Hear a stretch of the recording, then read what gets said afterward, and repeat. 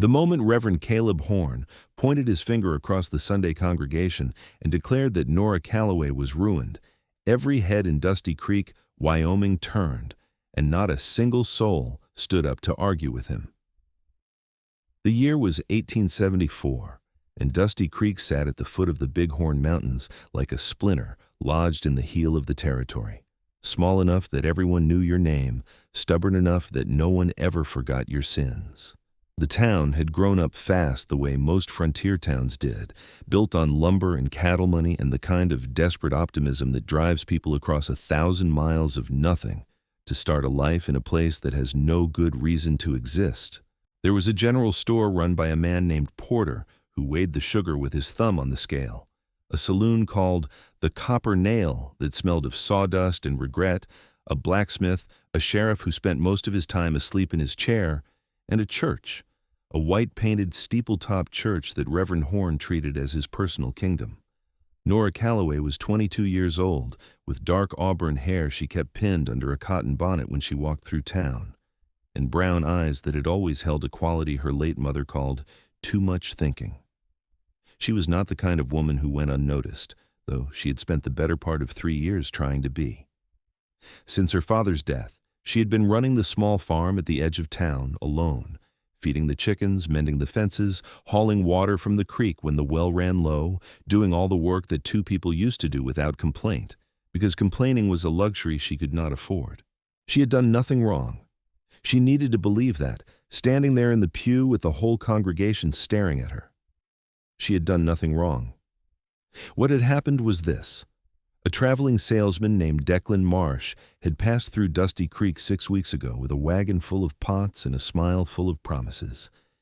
He had been charming in the way that only truly dangerous men are charming, effortlessly, without apparent calculation, and Nora, who had been so long alone and so long tired, had made the mistake of letting him sit on her porch for 2 evenings and share her supper. She had made the further mistake of being seen walking with him at dusk along the road that led past the Miller property, which Mrs. Miller had observed from her kitchen window with great interest and greater satisfaction. Nothing else had happened. Declan Marsh had moved on 3 days after his arrival, as men like him always do, and Nora had gone back to her fence posts and her chickens, feeling nothing more than the dull ache of having briefly hoped for something she should have known better than to hope for. But the story that traveled from Mrs. Miller's kitchen to the dry goods counter to the barber's chair grew with each telling, the way stories do in small towns where small lives need large dramas to feel meaningful. By the time it reached Reverend Horne's ears, it had grown from 2 suppers and a walk at dusk into something considerably more damning. And now, here they were. Sunday morning, the last week of October, with the first cold coming down off the mountains like a slow gray tide, and Reverend Horne standing at his pulpit with his finger pointed at Nora Calloway like a weapon. "There are those among us," he said, his voice rolling out over the congregation with the particular resonance of a man who has long confused volume with righteousness, who present themselves as members of this community, as children of this church, and yet conduct themselves in ways that bring shame upon this house and upon all of us who share these streets. It is my duty, as the shepherd of this flock, not to look away, not to pretend that what has happened has not happened. He paused. The silence was enormous. "Nora Calloway," he said, and every head turned. "She is ruined, and ruined women have no place among the righteous." Nora felt the blood leave her face. She felt it the way you feel a cold wind hit you from a direction you didn't expect, the total shock of it before the cold even fully registers. She sat perfectly still because she did not know what else to do. The woman beside her, old Martha Fenn, who had always been kind, shifted almost imperceptibly away, as though ruin were a contagion that traveled through proximity. Nora stood up. She didn't plan to. Her body made the decision before her mind caught up, and she walked out of that church with her back straight and her chin level and the eyes of Dusty Creek boring into her like nails. She walked out into the cold October morning, and she kept walking until the church was behind her and the sound of Reverend Horne's continued sermon was swallowed by distance, and then she stopped in the middle of the empty road and stood there for a long moment, breathing. The humiliation was a physical thing, like a stone she was carrying in her chest. She was not ruined. She had done nothing. But she understood, with the clear and awful logic of someone who had lived in a small town long enough, that it did not matter what she had or had not done. What mattered was what people had decided and what Reverend Horne had confirmed with God's apparent authority. From this day forward, in Dusty Creek, Wyoming, she would be ruined Nora Calloway, and no amount of righteous living would wash that away. She did not cry until she was home. She allowed herself that much, at least, the privacy of her own grief. And then she wiped her face on the back of her hand and went out to feed the chickens, because the chickens did not care about Reverend Horne, and they were hungry. The man who changed everything arrived 3 days later. He came down from the mountains the way mountain men always come, quietly, with no announcement, as though he had simply materialized from the timber and stone. His horse was a thick-bodied bay named August, and the two of them moved through the early morning mist that clung to the road leading into Dusty Creek with the same unhurried, deliberate energy. Elk hides were strapped to the saddle behind him, and his breath made small clouds in the cold air as he rode. His name was Elias Cord, and he was 31 years old, though the mountains had written their story on him in a way that made him seem both younger and older at once. Younger in the directness of his gaze, older in the stillness he carried around him like a second skin. He stood well over 6 feet and was built like the land he lived in, broad-shouldered, deep-chested, with arms roped with muscle from years of felling timber, hauling traps, wrestling elk quarters down mountain trails no horse could navigate. His hair was dark and fell past his collar, and his jaw carried several days of dark stubble. He wore buckskin and canvas and a coat of heavy wool that had been repaired in 3 places with careful, even stitching, his own work. He was not a man who needed other people to do things for him, but he was not a man who was cold toward people either. He simply lived at a distance from the world, in the way that some people naturally do, not out of misanthropy, but out of a deep preference for the company of mountains. He came down to Dusty Creek maybe twice a year to sell hides and resupply, and he had been doing it long enough that the people there knew him by face and name without knowing much else about him. He suited them. He was quiet. He paid for what he took, he did not start trouble, and he left when he was finished. Porter at the general store always greeted him with the particular warmth that people reserve for reliable customers, and Bill Dancy at the Copper Nail would pour him a whiskey without being asked, and that was the sum total of Elias Cord's social life, and he had always found it sufficient. He had not planned to stay in town more than the 1 day it would take to conduct his business. He tied August outside Porter's general store, carried in the smaller of the hides, negotiated a fair price, fair being a relative term when it came to Porter, but Elias was not a man who could be easily cheated, and was resupplying his pack when he heard the conversation. 2 women near the bolt fabric, neither of them trying particularly hard to keep their voices down. I saw her again at the well this morning, bold as you please, as though nothing's changed. Reverend Horne was very clear. A decent woman doesn't go wandering at night with a man she's barely met. Martha Fenn says she's likely been carrying on long before that salesman, says her mother was no different. Elias kept his back turned and his eyes on the shelf in front of him, selecting a bag of dried beans with the particular focus of a man who is not listening to anything. She'll be alone the rest of her life. No decent man will have her now. That's what happens when you have no virtue.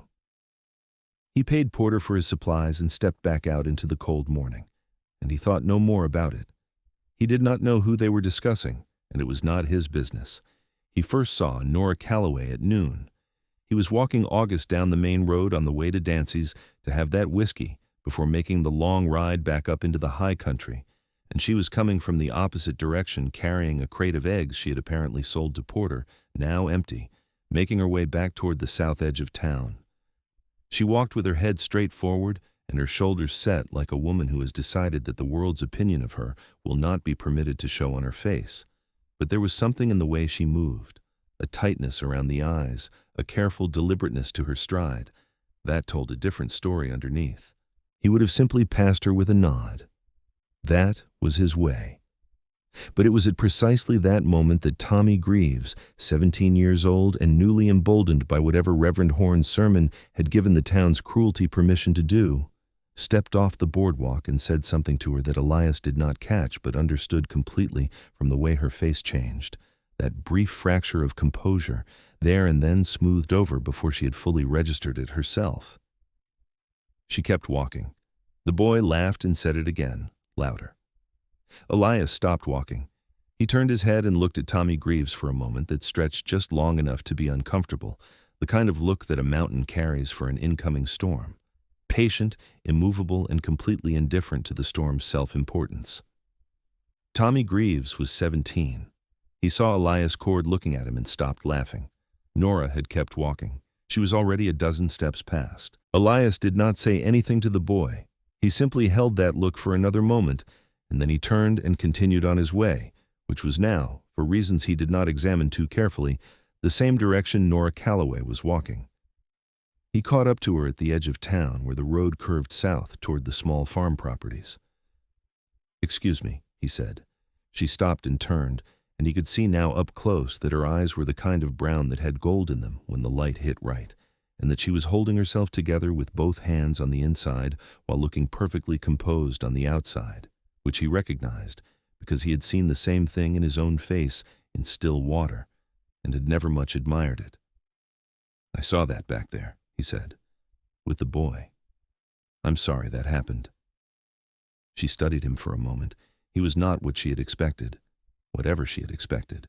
Up close, he was considerably larger than he had seemed at a distance, his shoulders blocking a meaningful portion of the pale sky behind him, and he had the kind of face that was not conventionally arranged into handsomeness, but was deeply, unmistakably compelling. Direct eyes, a strong jaw, features carved by weather and open air into something more honest than pretty. "You don't need to apologize for other people," she said. "It's been happening all week." "I know," he said simply. "I heard some of it at Porter's." Something shifted in her expression. She was deciding whether to be embarrassed or whether to trust the apparent straightforwardness of the man in front of her. "Are you just passing through?" she asked. "Usually am," he said. "Elias Cord." He held out his hand. She shook it. "Nora Calloway." "I know. Of course you do." The edge in her voice was not directed at him specifically, and they both understood that. He found himself not in any particular hurry to continue to Dancy's. "I have August here. I could walk with you a ways if you're going that direction." She looked at him carefully. He was, she thought, an odd man. Odd in the sense of being unlike other men she had known, which in her experience had been a quality in men that went about 50% good and 50% bad, but which in Elias Cord seemed, at first assessment, to lean strongly toward the former. "People will talk," she said. "People already are," he replied without any particular heat in it. "Doesn't seem like you've got much to lose from that angle." She almost smiled. It was not quite a smile yet, more the ghost of one, the suggestion that a smile was somewhere in there and had received permission to consider making an appearance. "That's a very honest thing to say." "I generally am," he said. "It saves time." She turned and started walking south. He fell into step beside her, leading August on his left. For a while they did not speak, and the silence between them was not uncomfortable, which surprised her more than anything else that had happened so far. "You come from up in the mountains?" she said eventually. "The high country, east face of the Bighorns. About 14 miles as the crow flies, more like 20 on the trail. That's a long way to come for supplies." "It's the nearest town." She glanced at him sideways. "Don't you get lonely up there?" He seemed to consider that honestly, rather than dismissively, the way people usually did when you asked a question like that. "Sometimes," he said, "but not in the way that fixes itself by being around people." She understood that, she thought. She had been surrounded by people her entire life in Dusty Creek and had been lonelier in this past week than she had ever been in the months she had spent alone on the farm after her father died. They reached the gate of her property, a simple wooden gate between two fence posts, with a small farmhouse visible beyond it, and she stopped and turned to face him. "Thank you," she said, "for walking with me." He nodded. He looked at the fence line along the north side of the property, and she watched his eyes move along it with the practiced assessment of someone who could not look at something without evaluating its condition. "That post there," he said, nodding at the second one from the gate, "is leaning. If you get a hard frost, ground'll heave and it'll come down." She looked at it. He was right. "I know," she said. "I've been meaning to reset it." He tied August to the gate and walked over to the post without asking, crouched down, examined the base of it, and stood again. "Got a tamper? And some stones for packing?" She looked at him for a moment. He was simply standing there waiting, with no agenda she could detect beyond the straightforward mechanical problem of a leaning fence post. There was something so uncomplicated about it that it momentarily disarmed her. "In the barn," she said. He reset the post in 20 minutes, working with the quiet efficiency of a man who has done 1,000 similar tasks and takes satisfaction in doing them well. She brought him the tools he needed, and then stood at a sensible distance watching, and found herself watching more than the fence post, the way the muscles in his back and arms moved under his coat when he worked, the way he was completely present in what he was doing, the way he spoke to August once without looking up, the horse having snorted at something, and August immediately settled as though the low word from Elias was simply a natural fact. When it was done, he collected the tools and carried them back to the barn and set them where he'd found them. "That'll hold through winter," he said. "Thank you," she said. "Can I offer you something? Coffee, if you'd like it." He stood there for a moment with the look of a man who is genuinely weighing the question rather than performing the consideration of it. "If you have it to spare," he said. She did. She had traded eggs for a small supply of good coffee beans only the week before, one of the last small pleasures she allowed herself, and she ground them and boiled the water on the iron stove while Elias sat at her kitchen table, in the way large men sometimes sit in modest-sized rooms, carefully, as though aware of the space they take up and making a private effort not to seem imposing about it. She set a tin cup in front of him. He wrapped both hands around it and drank, and looked around the kitchen with that same assessing, practical gaze he had turned on the fence post. "You're managing this place alone," he said, "for about 8 months now, since my father passed." He looked at her steadily. "That's a considerable amount of work." "It is." She sat across from him with her own cup. "But it's my place. I'm not going to lose it." Something moved in his expression at that, not pity, which she had learned to recognize and hate, but something more like respect. "What do you grow?" "Mostly vegetable garden through summer, chickens for eggs. I had 2 pigs, but I sold them in September. Couldn't manage them alone and keep up with the rest. I'm thinking about goats come spring. Easier to manage." "Goats are easier," he agreed, though opinionated. She laughed. It surprised her, a real laugh, sudden and brief and genuine, the first one she'd had in a week that felt like more than a polite social reflex. He looked pleased by it in a quiet way, as though the laugh were a small thing he had not been expecting and was glad to have found. They talked for a while about practical things, the approaching winter, the state of the road that linked the South Farms to the main street, whether Porter was likely to have enough lamp oil stocked by January. It was the kind of conversation that has no particular weight and no particular ambition, and is yet, beneath its surface, doing something quite important, which is the work of 2 people learning whether or not they can simply be in a space together without it being awkward or false. It was not awkward or false. He stood to go when the light outside shifted toward afternoon. "I should get back before dark settles on the high trail," he said. "Of course." She stood as well and walked with him to the gate.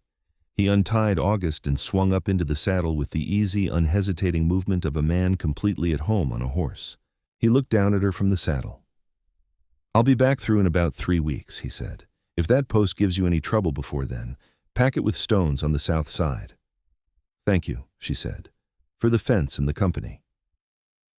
He touched the brim of his hat, not the theatrical, sweeping gesture of a man performing Western courtesy, but a simple, sincere acknowledgement, and turned August north toward the mountain road. She stood at the gate and watched him go until the road curved and she couldn't see him anymore. And then she stood there a little longer than was strictly necessary looking at the empty road, with something turning over in her chest that she was not yet ready to name. The 3 weeks before he came back were the longest she had spent in Dusty Creek in some time, which she recognized was strange given that she had spent the previous months in genuine solitude.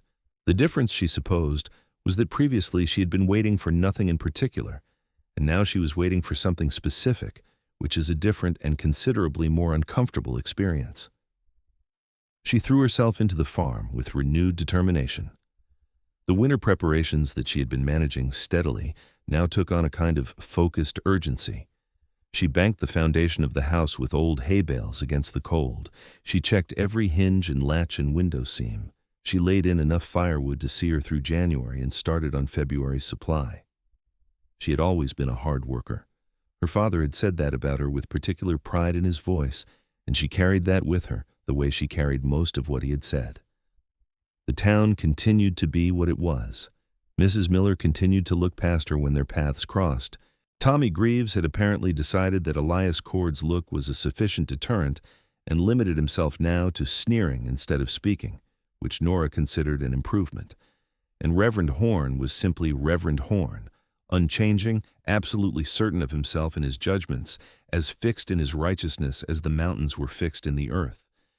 She had not been back to church. She did not think she was capable of going back to that building and sitting in that pew and listening to that voice without feeling the stone in her chest settle in and grow heavier, and she was not willing to do that to herself. She said her own prayers in her own kitchen and figured that God, if he was paying attention, could hear her just as well from there. She thought about Elias Cord more than she meant to. She thought about the way he had simply fixed the fence post without being asked, the way he had sat at her table and drunk coffee without trying to be anything other than exactly what he was. She thought about what he had said about loneliness, not in the way that fixes itself by being around people, and recognized in it something she had been trying to articulate for a long time without success. She thought about the size of him, the particular quality of safety she had felt walking beside him down that road, which was a feeling she did not have a great deal of experience with, and which she found, in retrospect, to be considerably more affecting than she had realized in the moment. She did not tell herself she was falling in love. She was a practical woman, and she had learned caution the hard way. But she allowed herself to acknowledge that she was thinking about him and that she was looking forward to 3 weeks from now, and that was enough for the moment.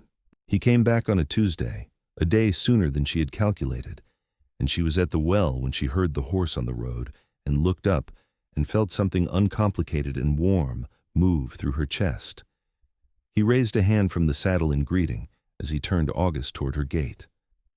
She left the bucket at the well and came to meet him, and when he swung down, she noticed he had something wrapped in oilcloth tied to the back of the saddle alongside his hides. "Early," she said. "Good tracking week," he said. "Hides are ready." He looked at the well behind her. "Water table dropping?" "It's been lower than I'd like," she admitted. "It got low last January but came back up. I'm hoping it does the same." He walked over and looked at the well, the frame, the rope, the crank. With the same careful assessment he gave everything. "You might want to haul and store some extra barrels before the ground freezes hard, just to be safe." "I thought the same," she said. "I only have 2 barrels, though." "I'll see what Porter has." He looked up at her. "How are you otherwise?"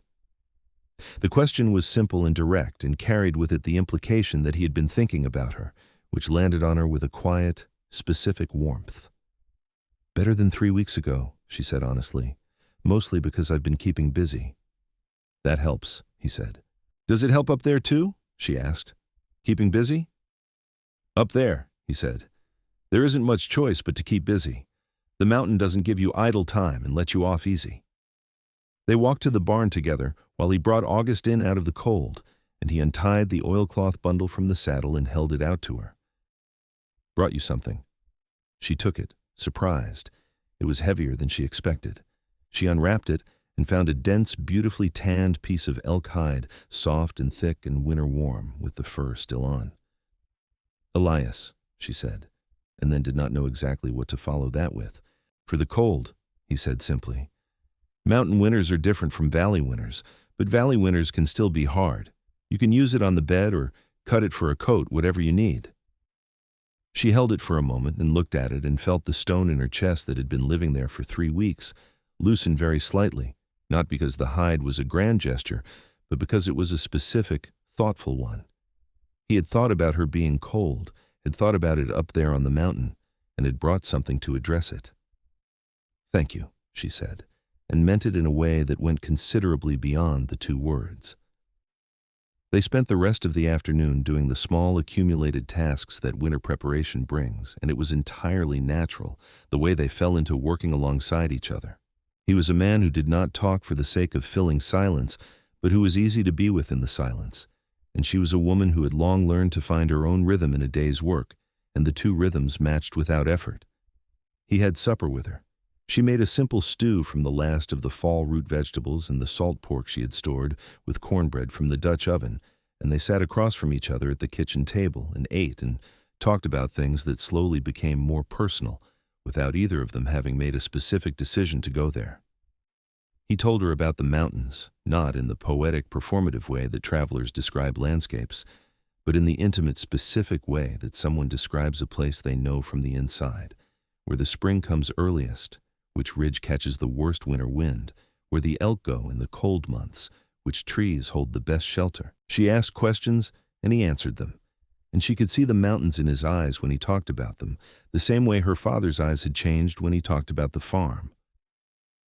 She told him about her father, James Calloway, who had come to Wyoming from Ohio 20 years ago with everything he owned in a single wagon and a stubbornness that the land had ultimately respected, who had taught her to plant by the moon and read weather by the color of the sky at dawn and do her own repairs because no one else was coming to do them for her, who had died in February of pneumonia, quietly, without complaint, the way he had done everything.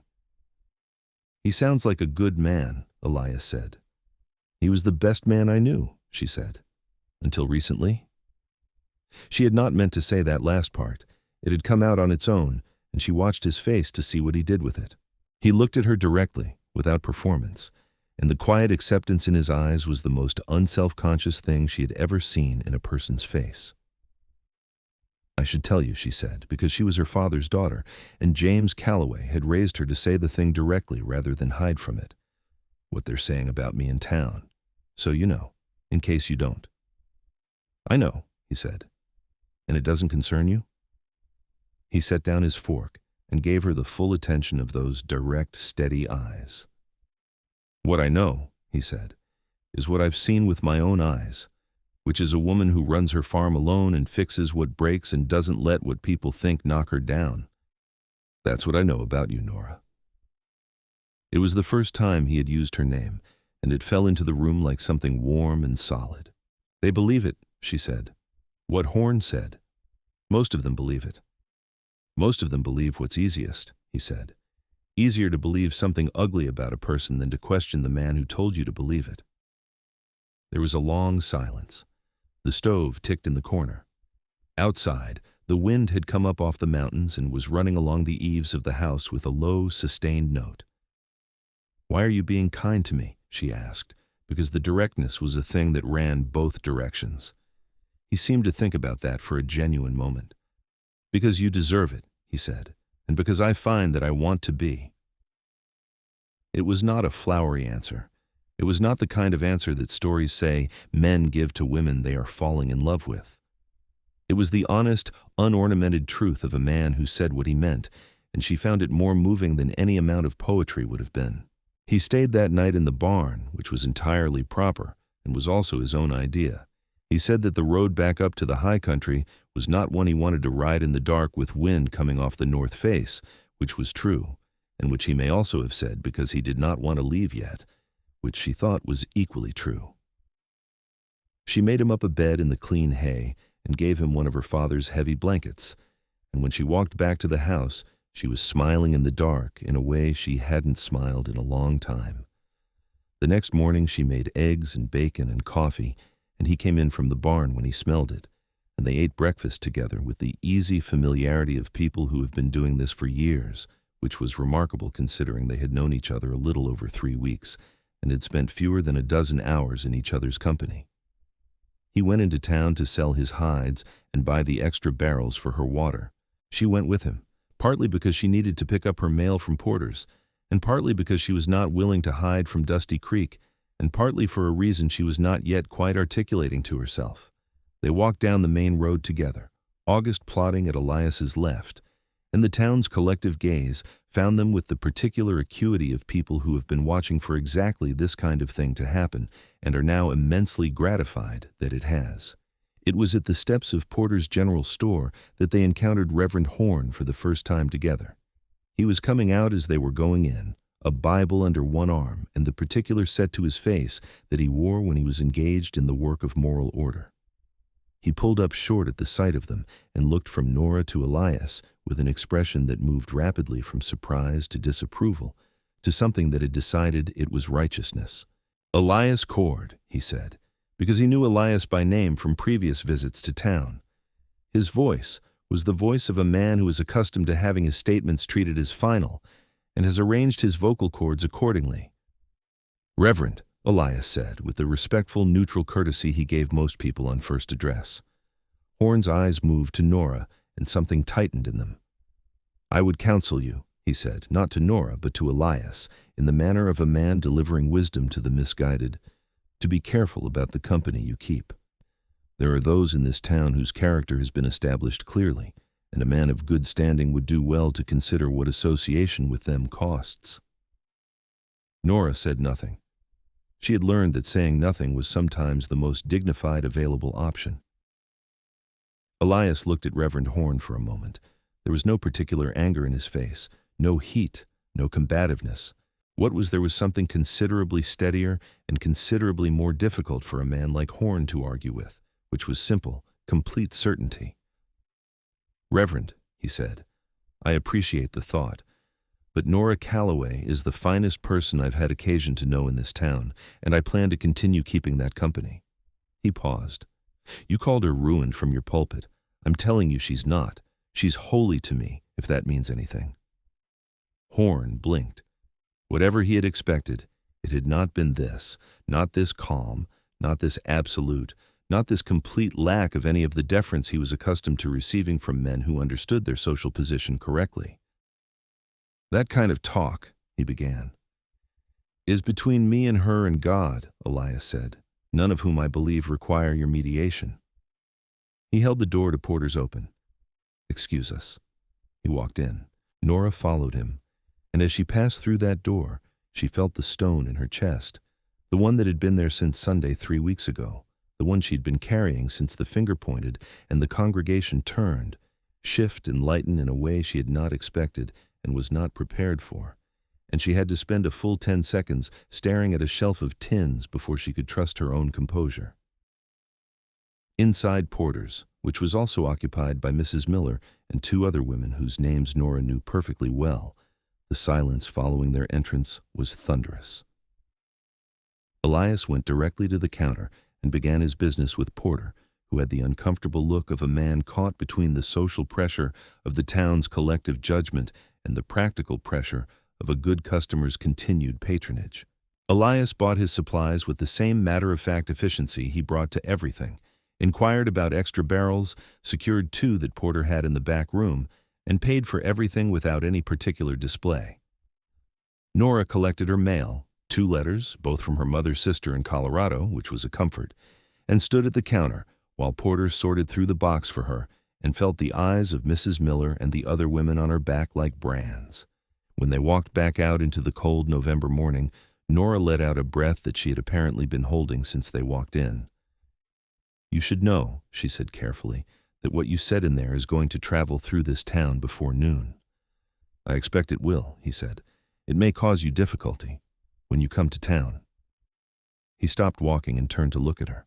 He was so large against the pale winter sky, so solid and present, that she had to resist the impulse to simply walk forward and put her forehead against his chest and let the size of him be a wall between herself and everything else for a moment. "I'm not concerned about that," he said. "Are you?" She thought about it honestly. "A little," she admitted. "Only because you've been kind to me and I don't want it to cost you something." "Nora," his voice was quiet and serious, "you have been called ruined in front of your entire community for something you didn't do, and you have kept working and kept your head up and kept living your life in the face of it. I said the truth about you to a man who needed to hear it. That's not a cost. That's nothing." She looked at him for a long time. The gold in her brown eyes was more visible in the flat winter light, and she was doing that thing again, holding herself very still and very steady on the outside, while something moved through her that was considerably less steady on the inside. "I think," she said very carefully, "that I'm beginning to be in considerable trouble where you are concerned, Elias Cord." The corner of his mouth moved. It was not quite a smile yet, not any more than her ghost of one 3 weeks ago had been, but it was the same thing, the suggestion, the permission, the beginning. "That makes two of us," he said. Winter deepened over the following weeks with the slow, inexorable commitment of a Wyoming mountain winter, the cold settling in like a permanent resident rather than a visitor, and the high passes going white while the valley roads turned to iron under the frost. Elias came down from the high country twice more before the first heavy snow made the mountain trail unreliable, each visit extending a day longer than the last, each one adding new layers to the thing growing between them. He helped her prepare the farm for winter with the thorough, efficient competence of a man who understood deeply what cold could do if you gave it a weak point. He checked her chimney and cleaned it, replaced 2 window sashes that were not sealing properly, reinforced the barn roof where the boards had been separating, and showed her how to bank the root cellar in a way that would keep the temperature stable through even the worst January nights. She cooked for him, and he ate with the uncomplicated gratitude of a man who had been eating alone for a long time and found good food and good company to be a combination of astonishing value. They talked, those evenings at the kitchen table or sitting near the stove in the small parlor she rarely used, with a depth and honesty that neither of them had expected when they had first met on that October road. He told her about where he had come from, Ohio, same as her father, which was a coincidence that they both noted with a particular warmth, and about why he had come west, which was less a single reason than a slow accumulation of the sense that the world he was in did not fit him the way the world he found in the mountains did. He had tried, he said, in the way that honest people try things that are not right for them. He had worked in a mill for 2 years, had attempted the ordinary rhythms of an ordinary life, and had felt increasingly like a man wearing another person's coat, not uncomfortable enough to be in real pain, but wrong in every specific. The mountains had been the coat that fit. He had come to Wyoming Territory in 1869, learned the high country trapping and hunting trades from an older mountain man named Grouse, who had been living that life since 1845, spent 3 years learning from him before Grouse died of a fall in the winter of 1872, and since then had been alone up there, reliably, contentedly, productively alone. "Until now," he said one evening, looking at her across the table, and the simplicity of it made her hands still for a moment over the mending she had been doing. She told him things she had not told anyone, about the loneliness of being the capable one, the one who held things together, the exhaustion of being strong without anywhere to set it down. About the way the town's judgment had cut her, not only because it was unjust, but because it had confirmed a fear she already carried, that she was somehow apart from the ordinary world, that she would always be outside the circle of what people called belonging. He listened to all of it with a complete attention that was one of his rarest and most valuable qualities, not interrupting, not redirecting to his own experience, not trying to fix it before she was done. When she finished, he was quiet for a moment. "You're not apart from the world," he said. "You're just apart from Dusty Creek's version of it. That's a different thing entirely." She reached across the table and put her hand over his. It was the first deliberate touch she had initiated, and it meant more than either of them said about it, and he turned his hand over and held hers. And they sat like that for a while in front of the stove, with the wind moving around the corners of the house and the lamp burning down on the table between them.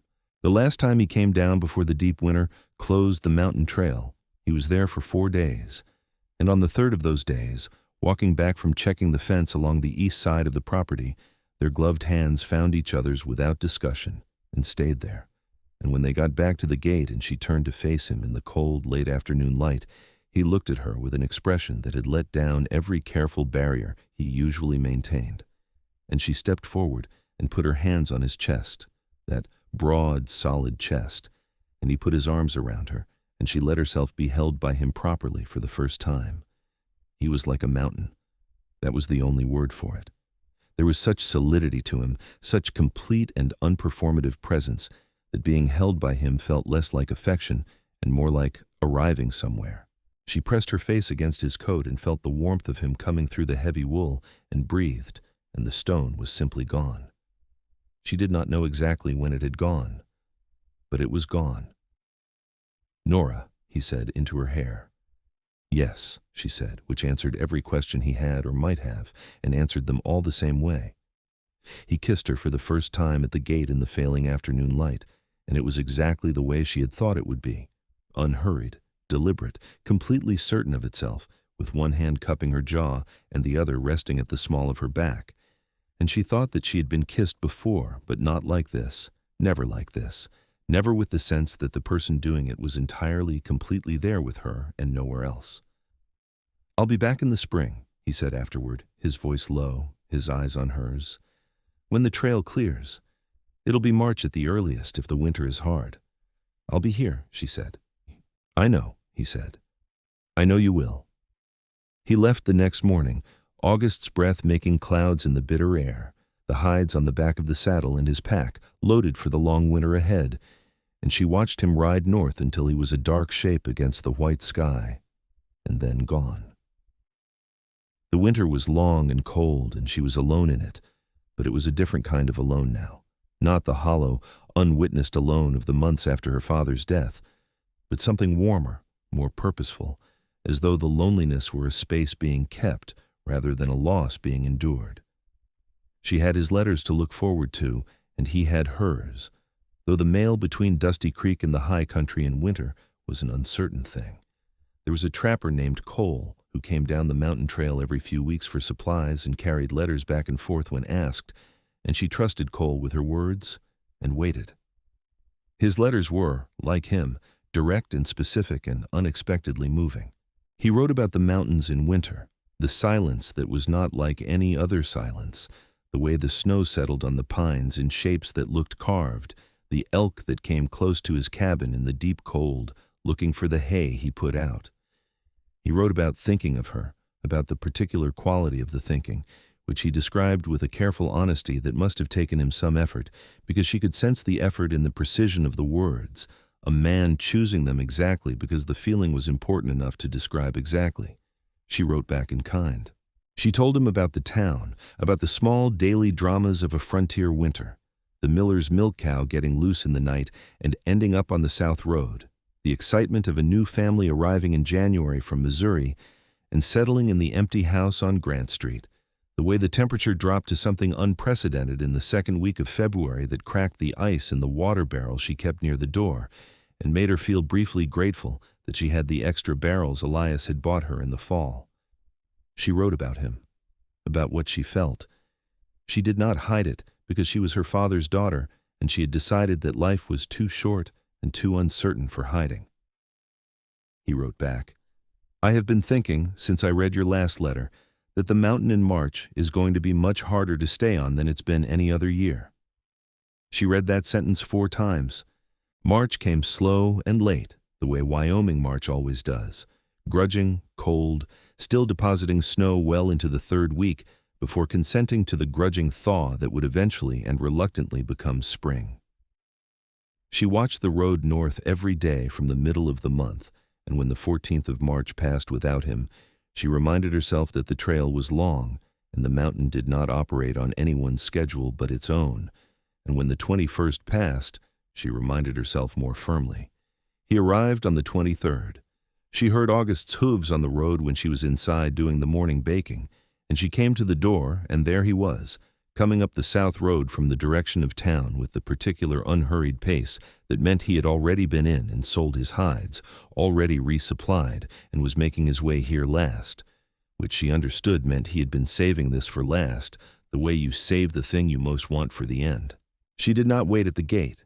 She walked to meet him, and when he swung down from August, she walked directly into his arms in the middle of the road, and he wrapped himself around her and lifted her slightly off the ground, just slightly, just for a moment, and she laughed against his shoulder, the same surprised, genuine laugh as the first time, and felt him smile against her hair. "You're a difficult person to get to in a Wyoming winter," he said. "You did it anyway," she said. "Of course I did," he said, and set her down and looked at her face, as though checking every feature to make sure 3 months had not changed them. "Let me see you." She let him. She looked at him in return. The winter had etched something slightly deeper around his eyes, and there were a few threads of silver at his temples that she was not sure had been there in November, and he was, if anything, bigger and more solid than she remembered, which she had not believed was possible. "I thought about coming down sooner," he said. "I thought about asking you to," she said. "I should have. You're here now." He touched her face, just the back of his fingers against her cheek, the same gentle deliberateness with which he did everything. And she turned her face slightly into his hand, and they stood there in the early spring road with the last of the winter cold moving around them and the first, tentative suggestion of a different season in the air. That spring was the beginning of a new life that neither of them had specifically planned, but that arrived with the inevitability of something that has been approaching for a long time from a great distance, visible to anyone who was looking at the horizon. Elias began to come down from the mountain more often. He told himself, at first, that there were practical reasons. She could use the help on the farm with the spring planting, the fencing that needed doing before the growing season, the barn roof repairs that had been deferred through winter. These things were true. They were also not the primary reason, and he knew it, and she knew it, and neither of them made the pretense of not knowing it. He was there for the spring planting, both of them on their knees in the cold Wyoming earth, putting in the rows of root vegetables in the kitchen garden she expanded that year, ambitious enough now to include corn and beans and a small patch of pumpkins. He was there when she acquired 2 dairy goats from the departing Hendersons, who were giving up their farm and moving to Denver, and he helped her build the small goat shed off the side of the barn that she had been planning since the fall. He was there for the late April storm that put 8 inches of new snow on the valley and required emergency staking of the young corn seedlings, and they worked in the near dark and the cold together and went inside to warm themselves with coffee and found that they were laughing about it, which was the specific pleasure of finding catastrophe funny when you face it with the right person. By May, he was spending more time in the valley than in the mountains, which was a thing he was aware of and which did not trouble him the way he had thought it might. He had expected, if he was honest, that his feelings for the place up there would create a kind of division, a pull between what he loved and what he wanted, but what he found instead was that Nora expanded rather than competed with it, that his sense of the world had grown to include her in a way that felt entirely natural and right. He was a man who thought carefully before speaking, and who, when he had thought a thing through sufficiently, said it without hesitation. It was a Saturday evening in late May, warm for the first time properly, the garden showing green in the last of the daylight and the goats content in their shed, and the smell of the season finally turning in the air. They were sitting on the porch she had repaired together in early April, the 2 of them on the step, her shoulder against his arm, the sky going down through its colors in the west. "I want to marry you," he said. She was quiet for a moment, looking at the sky. "I've been thinking about how to say that more elaborately," he continued, "and I find I can't improve on saying it directly. I love you, Nora. I want to marry you, and I want to live with you, and I want to be the person who is here for whatever comes next. All of it." She turned her head and looked at him. In the evening light, with the gold coming off the western sky and hitting her face, she was the most beautiful thing he had ever seen, which was a thought he registered clearly and without self-consciousness. "You would still want the mountains," she said. It was not a question or an objection. It was simply acknowledging something true. "Yes," he said, "and I think you would want to see them." She looked back at the sky. "I've never been up there," she said. "I know. I'd like to take you." She leaned slightly more into his arm. "Elias Cord," she said, "I have loved you since the day you fixed my fence post without being asked, and I have been waiting since approximately October to say so out loud, and the answer is yes." He laughed. It was a full, warm laugh, not the contained, cautious thing he usually allowed himself, and it was probably the best sound she had heard in her entire life. He took both her hands in his. "Then it's settled," he said. "Then it's settled," she agreed. The matter of getting married in Dusty Creek in 1874 with Reverend Horne as the town's only minister was a problem that Nora identified and presented to Elias the following morning over breakfast with the practical, direct clarity that was her particular gift. "I will not be married by Horne," she said. "I will not stand in that church and listen to that man perform a ceremony over me. I want to mean it, and I can't mean it with him in the room." "Then we won't use him," Elias said. "There's no other minister within 50 miles. What about a justice of the peace?" He leaned forward on the table. "Sheriff Dancy can perform a civil ceremony. It's legal. It's binding." She thought about it. "Mrs. Fenn would say it doesn't count." "Mrs. Fenn's opinion on our marriage," he said, "is something I'm prepared to live without." She smiled. "So am I," she said. "All right, Sheriff Dancy." Which was how, on a Saturday morning in the second week of June 1874, Elias Cord and Nora Calloway were married on the porch of the Dusty Creek Sheriff's Office by a slightly bewildered but fundamentally good-natured Sheriff Bill Dancy, with Cole, the mountain mail trapper, as a witness on Elias's side, and old Martha Fenn, who had, over the past weeks, quietly and with no great announcement begun to redeem herself, showing up at Nora's gate one afternoon with a jar of preserved plums and an expression of deep and genuine shame, as witness on Nora's side. There was no church. There was no congregation. There was the porch and the June morning and two people facing each other with their hands clasped between them, and the sky over the mountains in the distance that had been watching all of this from the beginning. When Sheriff Dancy finished the words and said, "You may," Elias was already kissing her, which made Dancy laugh and Cole laugh and even Martha Fenn laugh, and Nora kissed him back in the middle of the laughter with her hands on his face and the Wyoming summer all around them. The news traveled through Dusty Creek with its usual speed. Some people were scandalized. Some, quietly, were glad of it. Porter at the general store shook Elias's hand when he came in for supplies that afternoon and said, with the dignity of a man making a private stand in a small way, "Congratulations, both of you." Mrs. Miller said several things that were reported back to Nora secondhand, and which she chose to hear as clearly as possible in order to allow them to matter as little as possible, which was a discipline she had been practicing and was getting better at. Reverend Horne said nothing to either of them directly. He was not a man who revised his positions, but something about Elias Cord's steady, mountain-built certainty, the complete absence in him of any of the social anxiety that Horne had always relied upon, that faint trembling in people that allowed him to apply his authority most effectively, seemed to have encountered a wall it could not get purchase on.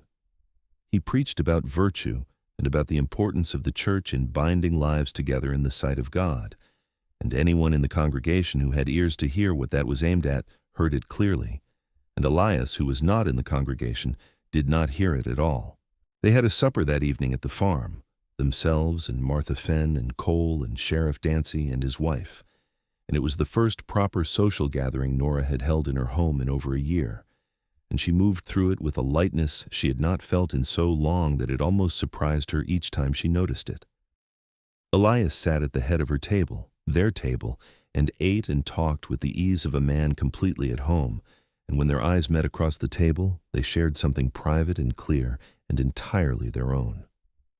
After the guests had gone and the dishes were washed and the lamp was burning low, she stood in the kitchen doorway looking at the room that was now theirs together, and he came up behind her and put his arms around her, and she leaned back into him.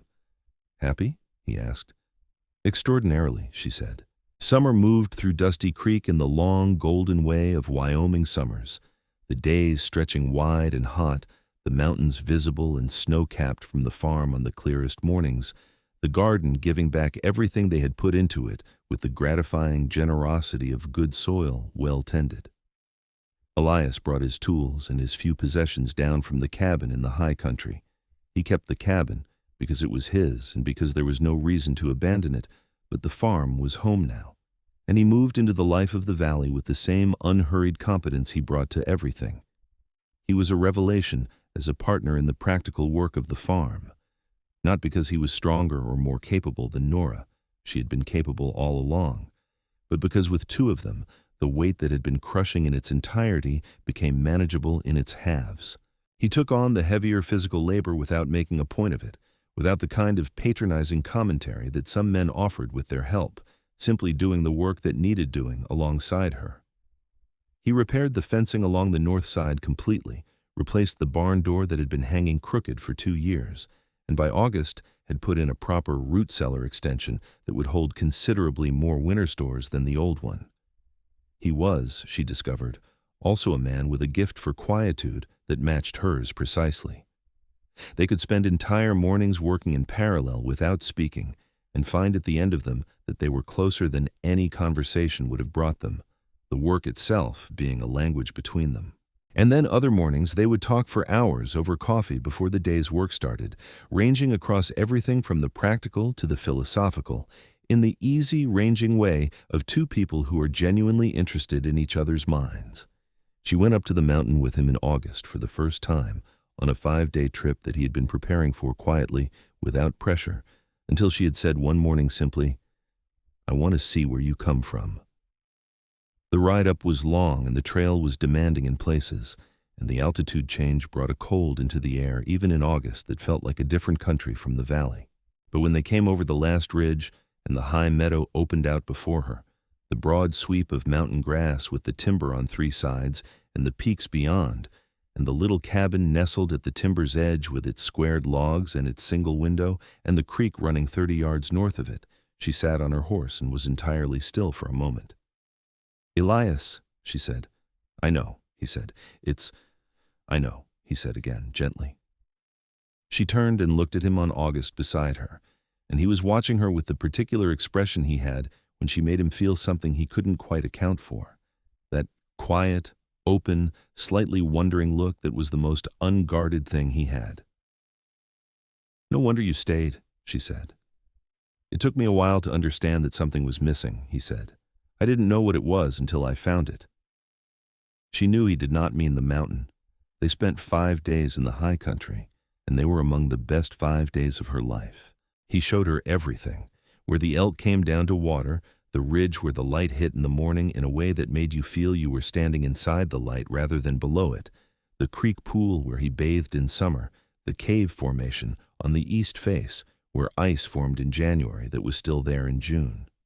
He was a different kind of man up there, the same, but more completely himself, the way some people are more fully present in the places that formed them. She fell in love with him again indifferently, watching him in the place he came from. At night they slept in the cabin with the mountain cold pressing against the windows and the fire in the small iron stove, and she lay against his side with his arm around her and listened to the silence that was not like any other silence, and understood for the first time exactly what he had meant by that. By October, she was carrying their child, which she told him in the kitchen on a Tuesday morning with the particular careful, bright attention of someone delivering news that is enormous without knowing exactly how it will land. He was still for a moment. Then he crossed the kitchen in 2 strides and gathered her up the way he had that first spring morning in the road, and she felt him hold her very carefully but very completely, and then he set her down and looked at her face. "Are you well?" he asked first, because that was who he was. "I'm well," she said. "Very well." His expression moved through several things and arrived at a joy that was so genuine and unguarded that it made her eyes sting. "Nora," he said very quietly, and it meant everything. They told Martha Fenn, who wept with a kind of old woman happiness that had some personal redemption mixed in it, and told Sheriff Dancy and his wife, who celebrated with tremendous warmth, and told Cole the next time he came through, who congratulated them in the spare, genuine way of a man who does not use many words but means all the ones he uses. They did not make a general announcement to the town. The town would know when it knew, because towns always do. And when people saw Nora moving through Dusty Creek through that fall and winter with her middle rounding and Elias beside her, broad and dark-haired and entirely, completely present, most of them had the decency to find something better in themselves than what they had shown her the previous year. Not all of them, but most. Reverend Horne passed Nora one November morning outside the general store, and she looked at him and he looked at her, and neither of them spoke. But in his face, under all the certainty he had built himself out of, she saw something flicker that might have been doubt and might have been the beginning of something more complicated, the recognition, perhaps, of a man who has been wrong and has not yet arrived at a place where he can say so, but who was standing closer to it than he used to be. She did not know if he would ever get there entirely. That was between Reverend Horne and God, and she was no longer interested in mediating it. The baby came in late May of 1875. A month after the first anniversary of the day, Elias had walked into Dusty Creek with August and his elk hides, and the quiet, unhurried manner of a man who did not know he was about to meet the woman who would change his life. They named him James Elias Cord for his grandfather and his father. He was born in the farmhouse on a warm May night with Martha Fenn attending, and Elias sitting on the floor outside the bedroom door because there was no persuading him to be anywhere else. And when Martha brought the baby out and put him in Elias's arms, the look on Elias's face was something Martha Fenn described to her own family for the rest of her life as the most completely and simply right thing she had ever seen. He was enormous and careful with the baby, the way he was enormous and careful with everything, holding him in those big, work-hardened hands with a gentleness that was so entirely natural it didn't require any effort. He sat with James for a long time in the parlor while Nora slept, and she woke to the sound of him talking quietly to the baby in the low, private voice he used for things that mattered very much. And she lay still and listened without letting him know she was awake, and thought that whatever her life had been before, this was the real thing. The seasons came and went as seasons do. James grew from infant to toddler to a small, serious, black-haired boy who had his mother's eyes and his father's steadiness, and who was raised with equal parts the mountain and the valley. Elias took him up to the high country cabin for the first time at age 3, carried on his back on the trail, and the boy sat in the doorway of the cabin looking at the meadow with the expression of someone encountering something they have already known, and Nora, watching from the doorway behind them, felt the fullness of the moment as something almost too large to hold. The second child came in the autumn of 1877, a girl they named Clara Rose, with Nora's auburn hair and Elias's blue-gray eyes, and a personality that announced itself from approximately the first week as considerably more assertive than anyone else in the family, and likely to remain that way.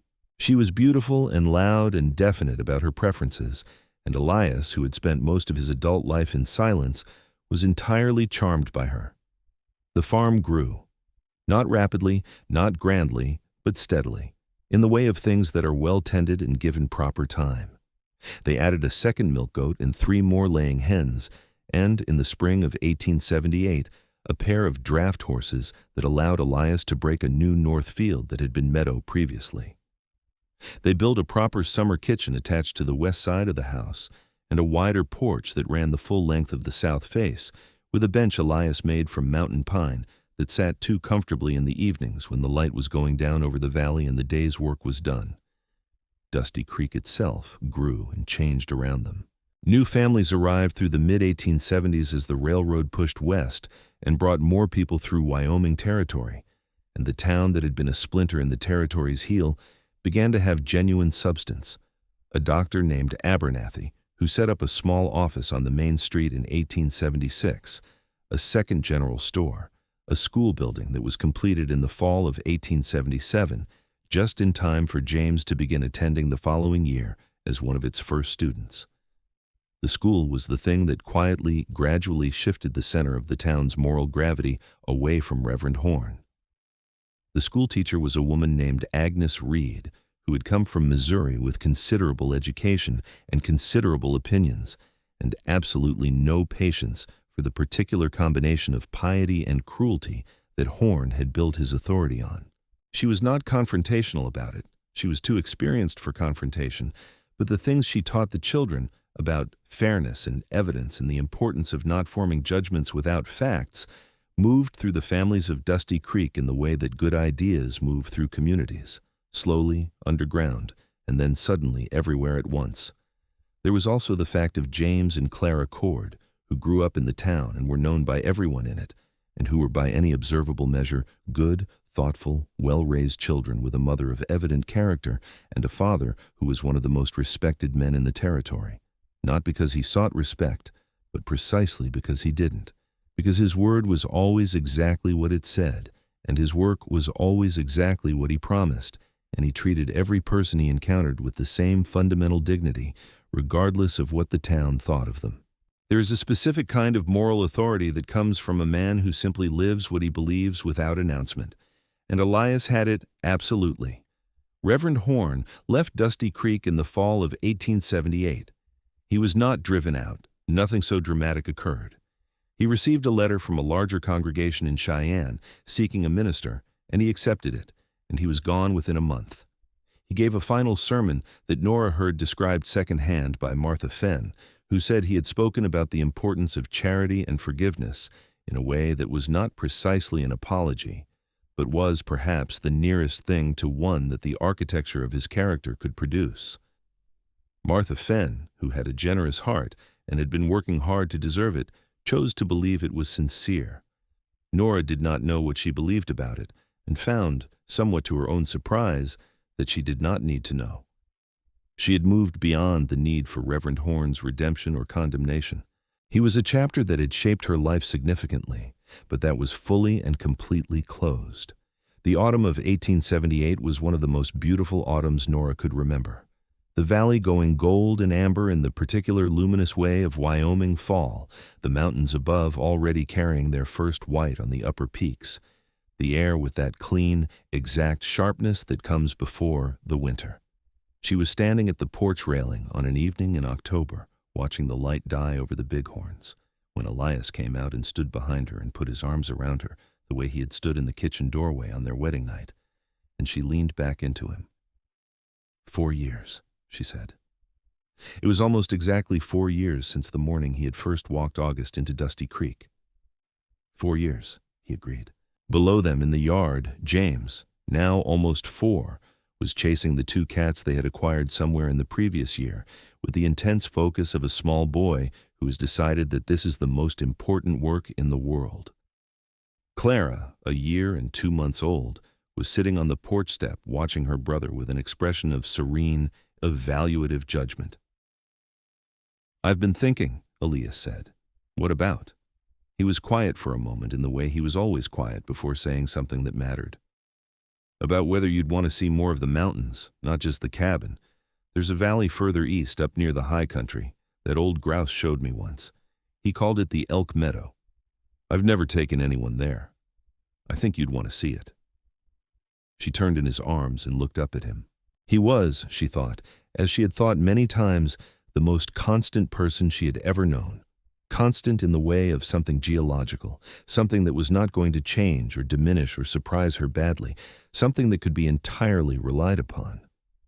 She had not known before him that that kind of constancy was something a person could find in another person rather than in a landscape.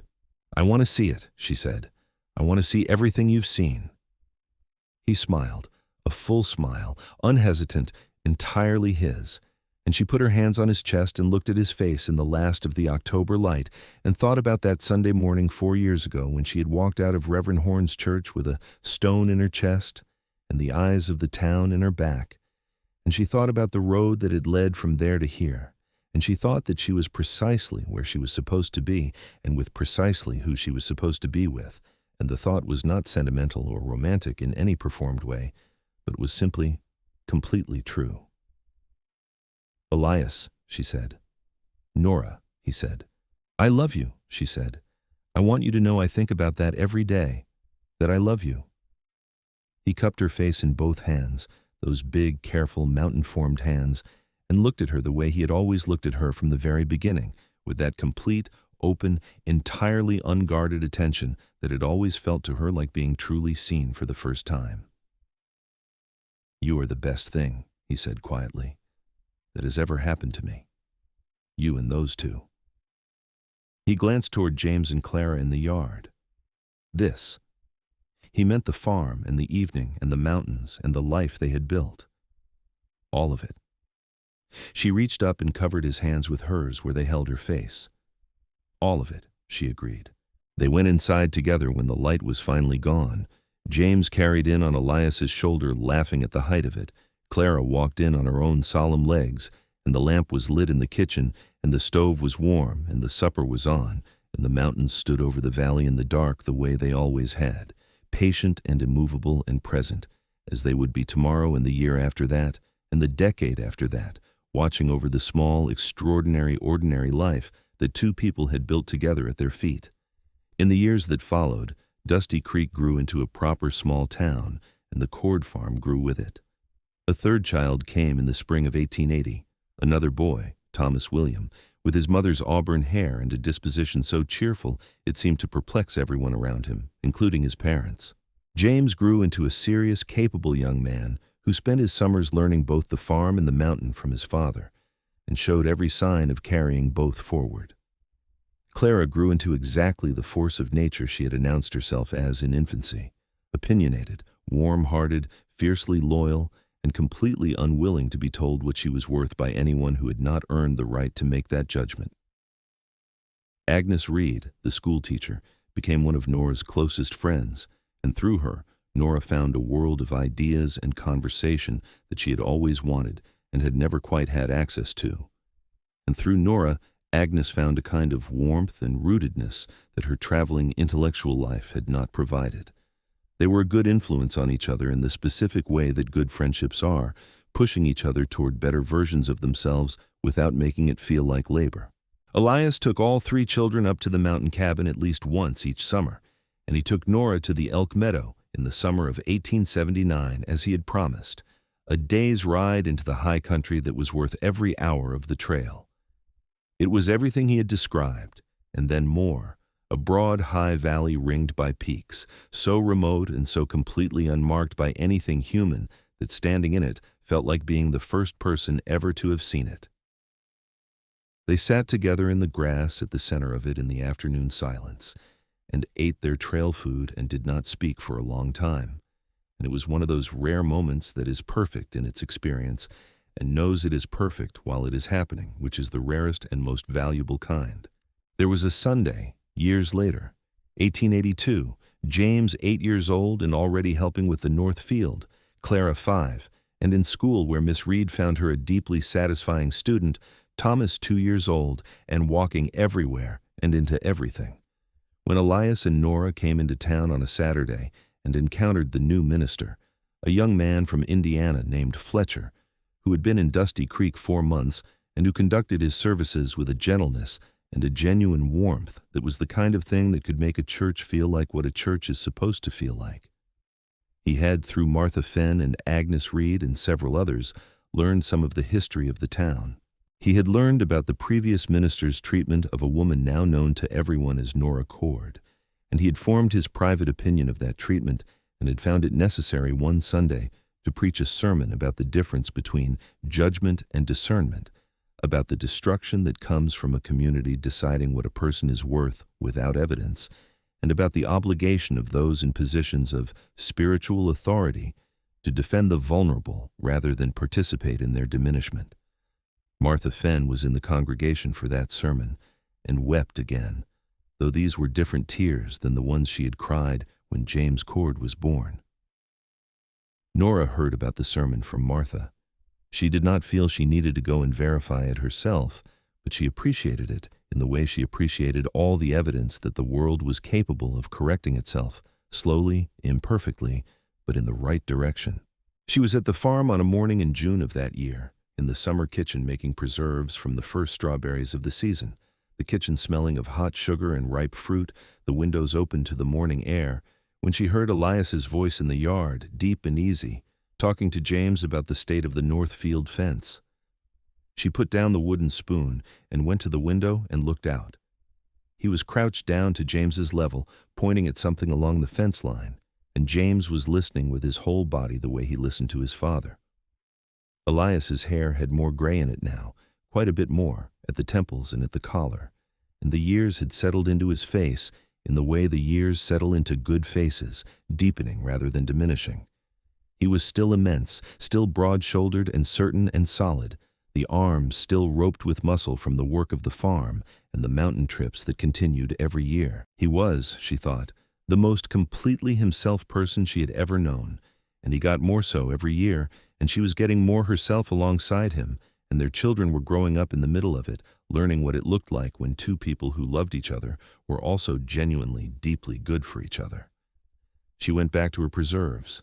Outside, James laughed at something Elias said, And then Clara's voice came ringing from the direction of the house, announcing something important with the particular authority of a 5-year-old who considers all her announcements equally important. And Elias's voice answered her from the fence line, warm and easy, and Thomas's small feet could be heard running across the porch boards above. The mountains were visible over the roof of the barn, catching the morning light, the peaks clear and white above the tree line. They were always there. They had been there before any of this and would be there long after, those patient, ancient stone and snow witnesses to everything that happened below them, to the small cruelties and the large kindnesses, to the good lives and the wasted ones, to the people who were told they were ruined and the ones who refused to believe it, and the mountain men who came down from the high country on a cold October morning and saw clearly what no one else was seeing and said so. They had been watching all of it. They watched now, the farm in its summer morning, the woman at the preserve's window, the man at the fence teaching his son, the children's voices moving through the air like the most ordinary and most extraordinary music. Nora lifted the spoon from the pot and tasted the preserves and found them good, sweet and tart and exactly right. And outside, Elias's voice carried across the yard in the warm June morning, and she smiled to herself in the summer kitchen that smelled of fruit in June and the abundant, irreversible goodness of a life well lived. And she knew, as she had known since the moment he fixed the fence post and sat at her table and held her hand in the dark and said the truth to a man who needed to hear it, that she was home in the deepest and most permanent sense of the word. Not in the farmhouse, though the farmhouse was home. Not in Wyoming, though Wyoming was home.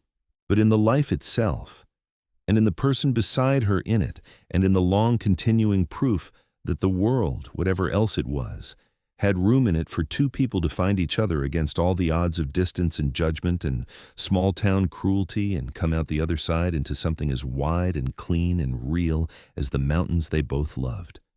It was enough. It was everything. It was the very finest kind of whole.